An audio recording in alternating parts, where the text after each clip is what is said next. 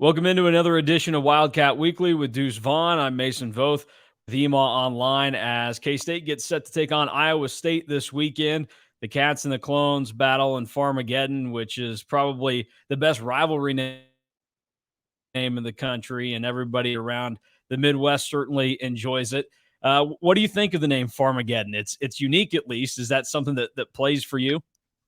It is. It's super unique. And I didn't know about it until I came into the program. So whenever we first played against Iowa State, and they're like, "It's Farmageddon week," Farmageddon. But the wheat and the corn and how it's funny today. We're in PT and they had corn out for us to eat.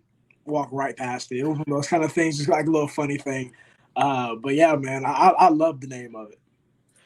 Thinking about this past weekend, the victory against Texas Tech, you run for the most yards that you've ran for in a single game in your career, 170, and Adrian Martinez finds a way to just get one extra yard than you.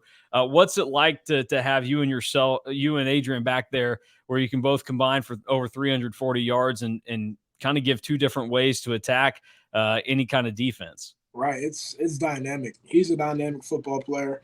Uh, Knew that as soon as he came into the program. Seen the things that he done over the 4 years at Nebraska, and for him to start to produce like this here as well, it's no surprise to us. And to have him kind of sitting right by your side every time they're about to snap the football, it's kind of like a security blanket. And you're like, I got a dude next to me that can go for 70 at any given moment in time. And it's a really good feeling. It's one of those feelings where, man, you want to protect, you want to do everything you can to get him enough space to do what he does. So, man, taking pass blocking to a whole different level for myself, doing things like that to open up things for him, because I understand that, man, he's a dynamic football player. He helped us win a lot of games this season. You guys have both played at a very high level the last couple of weeks, but how do you improve with half a season left to play from, what seems like not perfect, but close to perfection when you guys can both run for 170 yards in a game? So what's it like trying to find ways to get better when you're already playing so well? Right. For us, one of the things that we've been preaching is consistency. Not having a lull throughout the game of a couple of drives where you go three and out, a couple of drives where you're not able to move the football, especially with a really good defense that can get you the football on some turnovers. We got to capitalize on those. So we understand there's a lot of things that we're doing well right now, but there are a lot of things that we need to improve on, especially going into this kind of stretch at the end of the season against a lot of good football teams in the Big 12.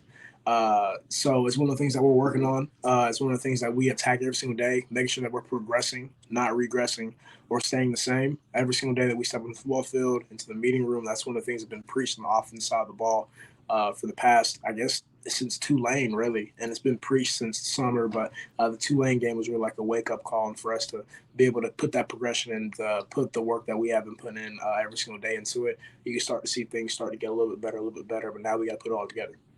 What was that play like? Take us through that with the fumble and kind of getting, banged up and everything on it. It just seemed like kind of a weird play the way it works out. Obviously, it also looks awkward to people when the ball basically just squirts into the other team's hands without them having to do much effort. So what was that play then like for you as the ball carrier? So, when I remember the play, I believe it was a counter or some type of gap scheme run, and had a little bit of a crease with a Mike linebacker sitting in the gap, and there was him and a safety up high. One of the things where as soon as I engaged with him, I felt like I could break the tackle. Ended up going, spun me around, and as soon as I spun from the backside, got hit, and ball flies out. So I see the ball going as I'm falling down. Probably one of the most heart wrenching positions to be in football. You're falling to the ground, you see the ball in the air, and you see their guy catch it. And then as soon as you hit the ground, you gasp for air, and then somebody falls on you, and it kind of all comes out.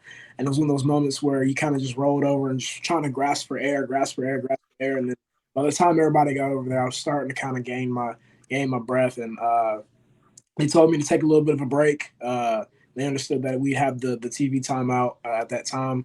Take a little break, get all your things off so you can walk off the field fine, and then get back in there. So that's probably about the breakdown that I'd give about that play.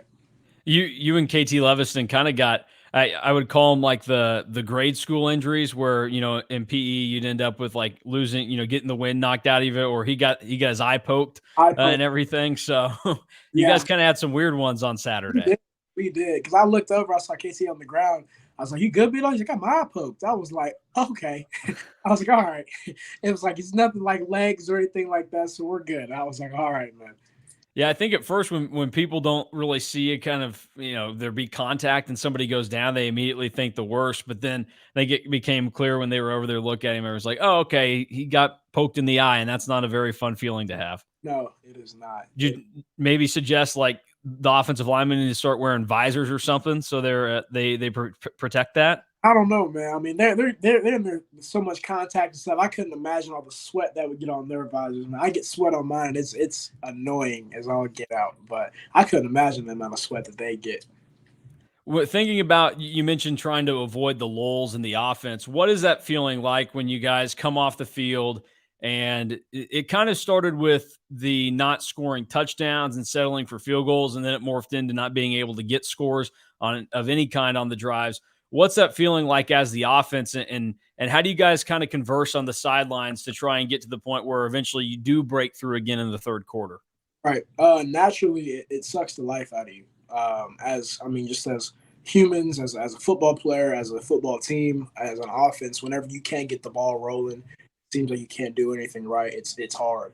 But for us, whenever we come to the sideline, as soon as you get off that field, it's neutral thinking is the thing that we talk about. Understanding that you're not going to play a perfect game. Understanding that your mindset has to be here. You have to be here. We're playing really, really well. Your mindset has to be here. You may be going through a little bit of a low. You have to stay here so that whenever it's time to make that routine play that turns into a big play, you'll be able to make it whenever it's time because you're not pressing. You're not upset about the past few drives and how they've gone. And that's one of the things that we need to get to quicker, in a sense, if that makes sense.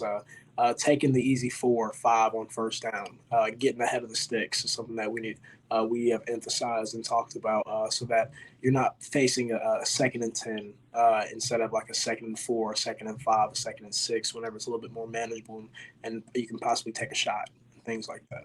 A lot was made and discussed about Coach Kleinman at halftime, and what he said to you guys, and I want to ask about that in a second. But are you aware of the line that he used on TV at halftime when he was interviewed? No, I'm not. He used the term "we got to nut up" in Yeah. his halftime interview, which is one of those things that to the normal person, it doesn't like surprise them, but then when it's on TV or in an interview like that, I'm sure some people are kind of like, "What did he just say?" Mhm. But as much as you can go into detail or tell us a little bit about what halftime was like and what that feeling was like when he came in there and spoke to you guys, just kind of take us through that. Yes, sir.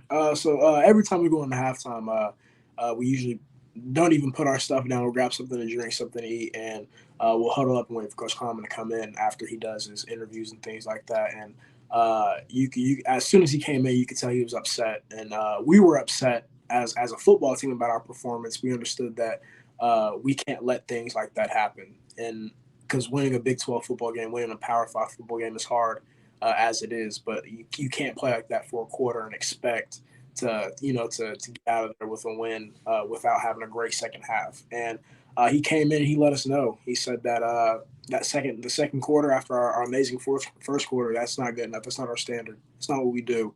I won't get into all the full details of what he said, but he let us have it. And it was one of those things where the passion that he spoke with, the way that he spoke to us, though, was more of he was talking to his men that he understands know what to do, and kind of needed a little bit of a fire lit under them to get out there and do that. And I feel like, I mean, that message, the way that he portrayed it, the way that he said the things that he said, the way that he went about the business was one of those things where it was like, okay, like, yeah, we're going to go play for him. We're going to play for every single person that's standing in this locker room right now. Because, I mean, that passion, that confidence he had in us, the way he spoke to us as men was one of those things, like, okay, it's time to go. Like, turn this thing on. Is there anything that feels different in a good way about the way that Coach Kleiman has handled things this year, whether it's, bouncing back from the Tulane game, or, handling everything that came with all 60 minutes against Oklahoma, and then everything that went into maybe the lull with the offense? Does something seem different than what you've seen in your first 2 years at K-State versus this year? So, since my recruitment, the biggest thing that Coach Kleinman is always, this is one of the reasons that he got me here, was he talked about the culture that he wanted to build here. And I feel like the first 2 years, the first year that I got here, we were putting down the stepping stones, the blocks, the foundation of that culture, and went through a lot of rough patches because of it. This past year, you saw things, and you started to see people on the team doing things, and the way coaches were speaking with players, the way that players were going about their business, and that culture that he spoke about started to be implemented. And then this year, it's been taken to an entirely new level. It's almost like a player-led team. It's one of the things that he talks about, and he wants us to have is we hold each other accountable. He wants the coaches to be there as a guide, as mentors, as people that are going to teach us to be not only great football players but great men and people that we can go to. And man, I feel like that culture that he talked about is in place right now. So anytime that he has something to say, anytime that the coach has to say, there's 100% undivided attention to that person, because we understand that he's not going to tell us anything that we don't need to hear. He's not going to put us in a situation where we're not going to be successful, because that bond, that love, that trust has been built over these past 3 years. We've seen it, and we've seen it every single day. And whenever you get to Saturday, man, it's time to go. I'm playing for every single person that's behind me, and I feel like everybody on the team feels that way as well. So to have that culture implemented this year with the team that we have as well, man, it's super exciting. You guys have had a lot of great guys in the locker room and great that have been there as well. But do you feel like then, in addition to Coach Simmons' kind of plan for the program starting to come together and really be where he wanted it to be this season, do you feel like this is maybe the most together and connected group of guys within your 3 years? Without a doubt. I feel like not only the fact that there are multiple leaders on this football team, but also, man, there's no barrier between friendships. There's no barrier in between position groups. If I go into the DB section in the locker room, it's gonna be like nothing. Nothing's changed. Those are my guys over there. They may play a completely different position. Now I may not see them every single second at practice, but whenever we get a chance, man, those are my guys, and that's just what we've built over this past 9 months as a football team. And to have that now, man, I mean, those are my brothers. And I'll say that for the rest of my life. The guys that I'm living with right now, the guys that I go to war with every Saturday and every single day of the week, those are my brothers. And I appreciate every single one of them. They've all made an impact on my life. I feel like that's one of the biggest things about this team is I could tell you almost every single story about every single person, how they got here, and how we compare, how we relate because of that story, and we've built a bond because of it. So, I mean, that's just another testament to the culture we've built here. Farmageddon this weekend. Have you seen the movie with Bruce Willis of the name Armageddon? Is that you've seen it before? Movie? What? The space movie? Yeah, yeah. They have to go into space and they have to like Uh, drill a hole in the asteroid because it's gonna hit the Earth. Yeah. yeah, he like stays behind or something like that. Yeah, yeah, yeah. Then it's very cheesy at the end where the guy that worked for NASA was like, permission to shake the hand of the daughter of the bravest man I've ever met or something. Yeah. Yes, sir, I have seen that movie. Okay, I didn't know if do you have any thoughts on it, or I mean it seems like a pretty cheesy like 90s action movie, but No, it is. It definitely is. Like you got the team, the squad that goes up there, and it's like somebody has to stay behind and detonate the bomb. He's like, I'll do it, and then stays back, and as they're like going off, he blows up and stuff like that, and go home, and he's a war hero. And no, yeah, I definitely remember that movie. My mom watched that movie actually a whole bunch, so I was there watching it with her. all right, so then you've got an idea of it. For you guys to come out of Ames with a win this weekend, if you had a vote for one teammate to have to spend the week after in Ames for you guys to secure the victory, who would it be? Like where you said, "Hey, we're going to go a week without you. We need a break for maybe your shenanigans or whatever it may be." Which teammate would you volunteer to leave behind in Ames? Let's see. Leave behind in Ames. Okay, we're going to a bye week, so that's good. Oh, so I mean, he'd be there for like 2 weeks. Then he can't come back until you guys go to Fort Worth. He'd be there for 2 weeks. Okay, let's see. I gotta go. No, no, we need his energy. I was gonna say Jordan Wright, but it just wouldn't be right without the locker room. Who can stay? You're gonna get me in trouble, man. I mean, they can, they'll be well prepared and ready to play for the next game, but Oh, they just, would have to, like, I'm not saying, hey, like, leave Adrian there and he doesn't practice for like 2 weeks or something. right. I'm gonna leave. I feel like if I said Felix, that'd be a cop out. I'm not gonna say Felix. Okay. I'm not gonna say Felix. I'm gonna leave. Man, Would it make it easier? You could replace one of your team, one of your coaches. uh, Coach Wyatt's got to stay. Coach Wyatt. Coach, Okay. Coach Wyatt's got to stay. I love Coach Wyatt. Coach Wyatt's got to. Who we've gotten to know a lot of the personality of Cade Warner this year on Tuesdays when he comes in and speaks. Who's the funniest teammate that you have? Funniest teammate. Hayden Gillum's hilarious. I will say that. Hayden Gillum's hilarious. We have a lot of jokesters on this team. Hayden Gillum is hilarious. Let's see. Malik Knowles is hilarious. I will say that. RJ Garcia is hilarious. Drake Cheatham is hilarious. Sincere Mason is hilarious. KT Leviston is hilarious. The list really does go on. I could keep going. I really could. Felix is a goofball. Man, that's just kind of like they're all the glue that holds the team together. I mean, every single one of those dudes, whether they're making jokes, they're in the locker room with music all the way on, blasting, blaring music and things like that. Man, they're people that we on this team. Maybe after the season ends, you guys need to have like a roast of Coach Kleinman, like one of the Comedy Central roasts, and you all get up there and crack your jokes, and then he gets to show off kind of what he has to bring at you guys. Right, we can do like a little impersonation. Yeah. Everything in the team theater. I'm gonna keep that one in the back of my head.